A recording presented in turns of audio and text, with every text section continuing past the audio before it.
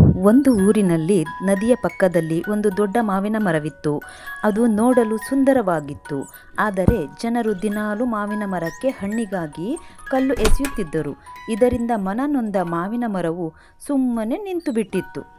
ಒಂದು ದಿನ ಪಕ್ಷಿಯೊಂದು ತನ್ನ ವಾಸಕ್ಕಾಗಿ ಮರವೊಂದನ್ನು ಹುಡುಕುತ್ತಿತ್ತು.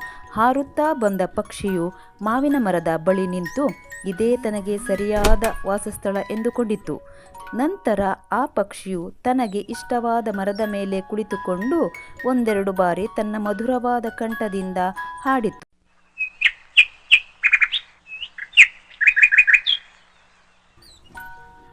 ಇದರಿಂದ ಸದಾ ಜನರ ಗಿಜಿಗಿಜಿಯಿಂದ ಕೂಡಿರುತ್ತಿದ್ದ ಮರಕ್ಕೆ ತುಂಬ ಸಂತೋಷವಾಯಿತು. ಆ ಹಕ್ಕಿಯು ಮರದ ಮೇಲೆ ಗೂಡು ಕಟ್ಟಿಕೊಂಡು ವಾಸ ಮಾಡತೊಡಗಿತು.